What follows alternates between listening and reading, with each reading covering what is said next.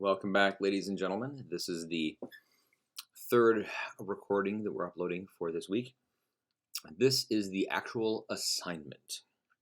In the first recording, we talked about how to log in using your Google ID, your Google account. In the second video, we talked about how to manipulate the various notes and how to actually work with NoteFlight. And in this third video, we talk about the official assignment that I'd like you guys to complete. Now, for some of you, you'll remember how to do this from a long time back. For some of you, you have never worked with this composition program, this composition website, and this is all very, very new. And for some of you, maybe you use it all the time, or you use something like Flat or another online composing program. And how to manipulate the notes and all of this sort of thing is very old news. In any case, this refresher assignment is going to demonstrate that you get it now. You may be capable of a lot more, in which case, lucky you, or this may be your first time. Either way, this is the assignment. Part of me has the urge to, put this through some sort of effects pedal and give you massive reverb so you all pay attention. Ladies and gentlemen, the assignment: to write out a 2-octave scale in your clef for your instrument in D major. Okay, so here we are on the home page. NoteFlight, you've logged in, you've done all that good stuff. In the upper corner here, we have the Create button, and this is what you want to click. So here we are, Create. I'm going to suggest you could go with string orchestra, and I'm thinking, for the sake of the bassists, let's go with string orchestra. So string orchestra, okay. Now maybe you don't have it, maybe it's hovering on piano. You scroll down, you get to string orchestra, you click OK. So for starters, let's just make sure, now that you've got this opened up, let's see, are the right bays open? As a refresher, I was asking you guys to have score, duration, pitch, tempo, text, measure, dynamics, articulation, and sound. If any of these are not found at the top of your page, if any of these bays are not opened up, then what you do is you go to this this icon to the far left, the 3 lines right there, and make sure that there's a red check next to them. Score, duration, pitch, tempo, text, measure, dynamics, articulation, and way down here, sound. You can have more clicked if you like. That's perfectly fine. And if you don't have them clicked, you go down here and you can find all the things you need to find. There's zip over there, but it's far easier to have them up here for quick access. No big deal. All right. Now that you've got them all there, remember, do not start typing in notes at all yet. Do not do this, all right? We have to set things up. Now, after you've got the bay all set up, I'm going to ask you to do this. Obviously, I'm going to ask you to do time signature and key signature. But you know what? Before we even do that, let's just make life easy on you. Right now, we've got first violin, second violin, viola, cello, bass, and that's just too much. Let us go over here to score, where it says parts. Parts. If you click that button, suddenly you can see all the various parts you have. Violin 1, violin 2, viola, cello, bass. You can add parts if you want to. You can remove parts if you want to. You've got a little pencil icon for writing things if you so desire. Now, this big grid-like thing here, this is for moving things around. Suppose you want the cello part to be above the viola part, which just to me is confusing. It's like a Picasso drawing where the eyeballs are on one side of the nose and the ear is stuck above the mouth or whatever. No, you don't want that. So, there we go. All right. Let us pretend, personal bias is coming in here. Let us pretend that we are violists and we're going to be writing something for alto clef. So we now can trash the first violin part. Ooh, see, I click the trash button and it's gone. Second violin part, gone. Ooh. Cello part goes away. It's a viola bass duet, but not for long. Ha! It's nothing but the viola part there. This is all I really want you to do for this particular assignment. Now that we've isolated it down to the viola, we can click this. Parts goes away. Life is good. Oh, now let's see. Back to setup. Your name. Your name. Oh, and just to head off any comedians in the crowd here, please do not type in the actual words your and name. Please type in your first name and then type in your last name. Thank you oh so much. Moving on. So title 2 octaves. Oh dear Lord, I can type. Honestly, I can. A-V-E-S, comma, D major. There we go. You can give it a crazy subtitle if you want to. It's not required. All right. Now, as you'll recall, part of setting this whole thing up is to do some things before you start typing in any notes at all. Do not type in notes yet. If you have done so, good Lord, please hit the undo. And that is the command button and the Z. Or actually, in all fairness, let's do this. Check this out. See this edit? You could add an edit bay if you wanted to, because the edit bay, let's get rid of this. The edit bay here, right? Look at this button, undo. It's Command Z, it says. You also have the redo, which is Command Y. That's kind of cool too. If you really want to have that there, you can have that there. It's not a big deal, but I will leave it there for now. So, where were we? Ah, yes. So we have 4 measures here, and we have yet to input any notes, which is good because we have to adjust some things. Is the time signature right? Is the key signature right? So, for measures, do we need to add any measures? Not really. Delete measures? No. Time signature. Change time signature. Well, actually, 4-4 makes sense, so let's leave it at 4-4. I'm fine with that. Key sig. Click. This is what you want. For today's assignment, do you remember what key signature was? That didn't work. It is not C, not G, D. It is D major. We hit OK. And because we have not inputted any notes yet, the whole piece is in D major right there. Matter of fact, let me do this. Let's undo that for a second. I'm going to demonstrate what happens if you start typing in stuff. So suppose I select this and I type in, oh, I'm just charging ahead because I'm not paying attention. I know what to do. I don't need to listen to directions. I can read Mr. Rose's mind. D, E, F, G. Wait, it sounds like a minor mode because no F sharp. Oh no, I need to change the key signature because here's that G and then A. And then I keep going, B, C, D. How come it doesn't sound like a major mode scale? Because I don't have the right key signature. Oh, no worries. I'll just go to here and press change key signature. But if you do that and you click the D major, it'll only change it for the measure that you've got the little red note in right there. So yeah, you're in D major, but for one measure. Look at this. At the beginning, still no sharps, still no flats. And then after one measure, boom, the machine has reset it to no sharps whatsoever. F natural, C natural, you've been a great big silly. So what you want to do, I'm just going to hit undo, undo, undo, undo, undo, undo, undo, undo, undo. There we go. If I undo any more, yeah, all right. So what you want to do is there, bam, change key signature before you even input a dang thing. D major, 2 sharps, whole piece, 2 sharps, life is good. All right. So, yay, phase 1. You've set up your time signature, you set up your key signature, you've got all the proper bays open, life is good. All right, the pitches that you want. This will be pretty straightforward. 2 octaves of D major. So, with the left hand on the keyboard, you could just type in D, E, F. The machine will give you F sharp because you've inputted a key signature. G, A, B, C. The machine will give you C sharp because you've already adjusted the key signature. And then D. You just type those letters and those notes will show up. Matter of fact, like this. But, come on. One moment. What? Oh, there we go. All right. That's an F. That's no good. All right. Something weird happened. I've had some lagging problems with my computer. My apologies. I'm just going to type, see it, as this is highlighted in red, it's the wrong note. If I just type the letter D on my keyboard, and of course, because the cursor was blinking on this side, it gave me the next note.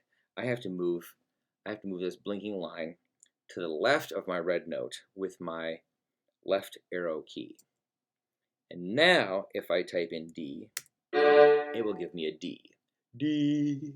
For those of you violists, you know this is first finger on the C string. Cellists, it'll be first finger on your C string as well. Everybody else, you don't have a C string, too bad. But, don't worry, we'll make it through this. So here we have a D. We could conceivably keep typing D, and then we go with an E. Oh, what was I saying? Hang on. So there's D, and then E, F, G, A, B, C. Now, this is not the assignment. This is just to show you that you just type in the letters D, you type in the letter E, you type in the letter F, and you get an F sharp sound. G, A, B, type in a C, you get a C sharp sound. So if you were to hit play, you'd hear a proper major mode scale. Yay. I'm going to hit stop. Oh, I don't have to stop. It ran out of notes. All right, so undo, undo, undo, undo, undo, undo, undo. All right, so now, pitches, yes. Typing with the left hand, a number of letters, no problem there. Duration. All right. I'm going to pause for a second. So here's the deal. I would like the rhythms that you input to be as follows. The root note, in this case, D major, we're in D major, so every D is going to be a quarter note. All right? And then following it will be eighth notes. Once again, D, wherever it occurs, will be a quarter note. Everything else will be eighth notes. That's our duration. So, violists, here's your D, right? All right, so D. I'm going to do the right arrow so that the cursor is past it and that the rest has been highlighted. Now, if we want to turn these into eighth notes, take a moment. Do you remember what key it is on the keyboard that you can use to change the duration of this note? Now, granted, you can go up to here, duration. You can click this, sure, and that gets you what you want. Let's just undo that for a second. But there is also a keyboard shortcut on your keyboard. It is, that's right, those of you that got it right, hopefully, it is the left bracket. Bam! It is an eighth note. Now, so, if we type the letter E, there is an E. I type letter F, the pitch that comes out is F sharp because key signatures. Then I type a G, then I type an A. Now, and this will keep giving me eighth notes because it just sort of like goes on what you had previously inputted. So here's a B, here's a C, or rather a C sharp. I type the letter C, but it gives me C sharp because, of course, key signatures, C sharp, right there. Now, this next note, it will give me an eighth note automatically, but I don't want an eighth note. Remember, 2 octaves of D major. What's that weird thing? 2 octaves of D major here, right? I want this. It's the root note of D. There's a D, there's a D. Those of you non-violists, trust me, that's a D, that's a D. We want this to be a quarter note. How do you do that? You go to the brackets, bam, it's a quarter note. All right, now, moving on. Once again, turn this into eighth note. That is the left bracket. It's shorter. E, F, G, A, B, C. And then D, but we don't want an eighth note of D. So, sorry, that was the arrow. I typed the arrow instead of the bracket. Bracket. And now we take the left bracket, make it shorter. So now we're going back down the scale so that we just have a D at the top there. For those of you that are not violists, this is a D for violas, right? And this will be a C sharp, so I type the letter C. Key signature tells me it's going to be a C sharp. We keep going downhill, so I type the letter B, I type the letter A, I type the letter G, I type the letter F to get the sound F sharp. Key signature makes it F sharp. Thank you very much, key signature. I go to the letter E, and then I type in the letter D, and there is a D in the last measure. Now, at this point, I'm going to inform you that the first note of the scale, yes, quarter note, and then any D that occurs is going to be a quarter note, except that at the very end of the whole thing, I would like the last D to be a dotted half note. Now, we're only one octave down. I'm jumping the gun on the instruction. Hang on a second. So D, we want this to be a quarter note.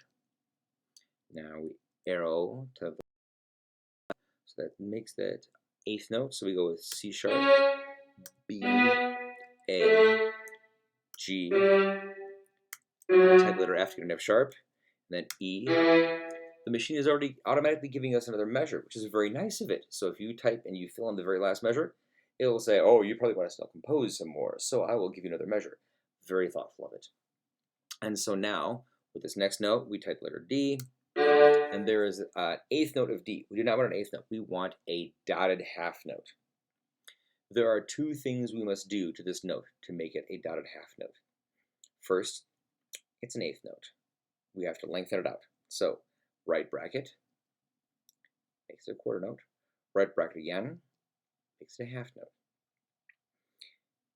If I hit right bracket again, we will not get a dotted half note.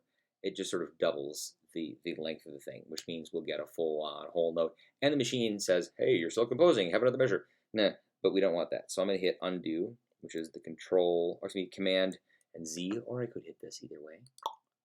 And it undoes it. There we go. So here's our half note. Now this cursor is blinking here, which means it's probably going to affect what the next thing is, the next little rest there. I don't want that. So I'm going to arrow backwards. Now it's hovering over in front of this note, which means whatever button I type, whatever letter I type, it's going to affect that little red half note. I want this to be a dotted half note. As you may recall from the previous video, if we want this half note to be a dotted half note, we simply look for, well, let's see, is there a dot somewhere on the keyboard? Why, yes, there is, also known as the period. I type that period, that dot, and shazam, we have a dotted half note. So there it is. And automatically you have a little quarter note rest right there at the end, quarter note rest. All right. Octave scale in D major.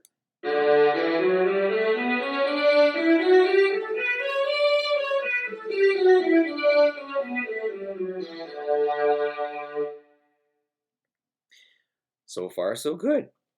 Now, to demonstrate, something about how to input articulation and bowing, as well as to demonstrate that you know how to input some expression and dynamics, I'm going to ask you to do a few of those as well. So, for articulation and bowing, the official assignment is to slur every 2/8 notes. Now, the slur function. We'll select that by clicking on it with the mouse. The slur function, it's so easy. It's simply the letter S. Yay. Now that you hit the letter S, the note that you have in red plus the note to the right of it are automatically slurred together. Now, you want to slur the next two notes? You could either click it with the mouse, or you could just do the right arrow, right arrow, hit the S button for slur. Right arrow, yay, right button, like so. Now, you could also do this.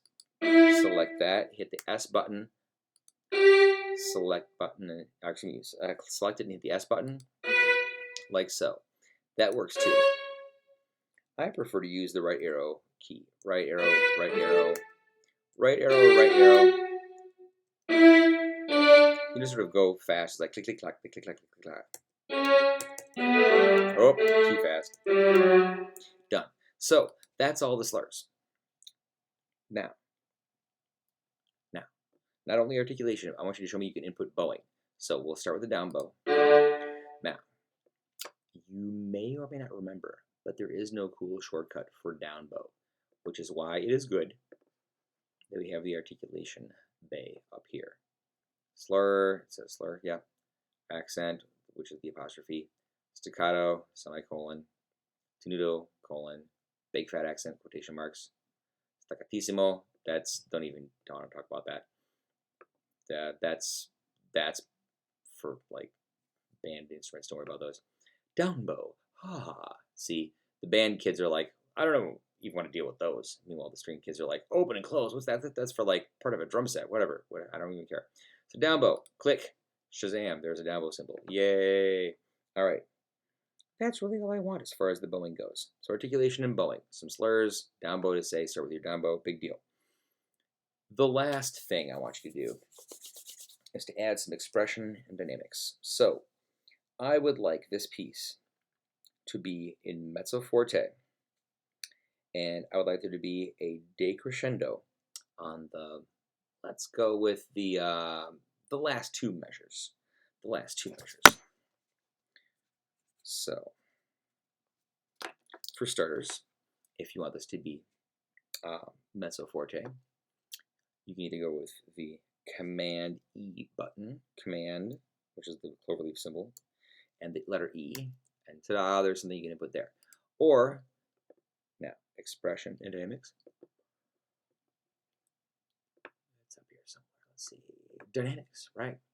You can click this right here. All right, first, I'm so sorry. Make sure that's highlighted in red, otherwise the machine will not know where to apply the expression text. It even says, look at that, right there, right there. It says Command E. Click what you want to type in, just the letter M, the letter F. The machine will know to convert it to boldface italics. Bam, mezzo forte. How about that? And as you will recall, I also want you to make the last two measures decrescendo. So you have to select both measures. Now if you click the measure somewhere where there's not a note head, you will select the entire measure. Or alternately, you can select that first note, take your pick.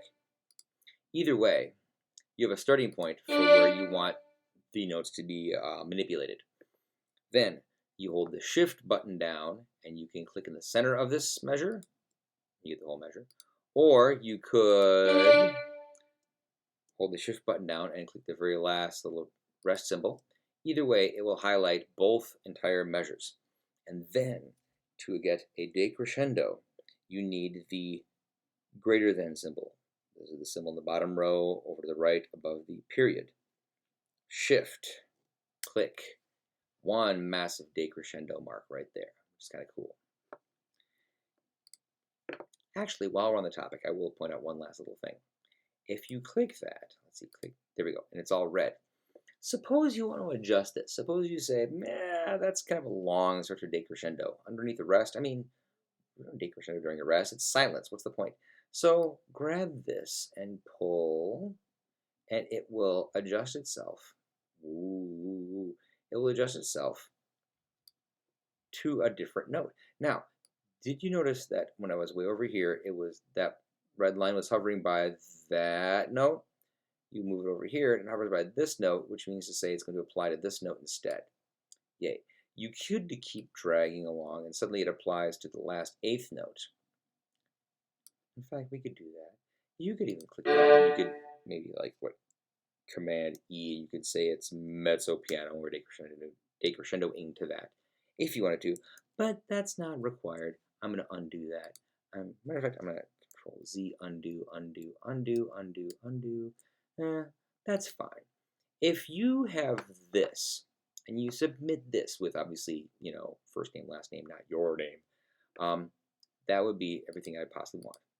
If you feel like moving this over to here, that's cool too. That says that you get the musical idea that, you can't decrescendo when you're not playing anything because there's a rest. That's fine. So now that you have put in mezzo forte, and now that you've got a decrescendo in the last two measures, we're at the last phase of the operation, which is save the dang thing. Here's the save button way up at the top, right? So under score it says, parts. Here it says parts 2. It's kind of handy. Formatting, page view, zoom, keyboard, blah, blah, blah, blah. We don't need to know about that. This is the important one. That little up arrow inside the cloud, save. You do that, and you do not run the risk of losing all the work you put in. If you're thinking to yourself, I just did all this. I proved it. I can do it. Honestly, I can. Then click save. So when you close out, it doesn't say, wait, changes made were not saved. Do you want to save them or discard them? Don't even mess with that. Save it now. Now that you've saved it, it's all great, which means it can't save again because it's currently saved. Yay. The last step would be this, to take a screenshot and upload to Google Classroom. You do a screenshot of this, you send it to me, and I will know that you have got your act together. That's a beautiful thing. So, oh boy, it occurs to me, excuse me, I perhaps should have researched how to do a screenshot with Windows machines. I know how to do it with Macs. Macs is no problem. It's the Shift button, it's the Command button, and it's the number 4. Shift, Command, 4. And a little cursor, the cursor will change.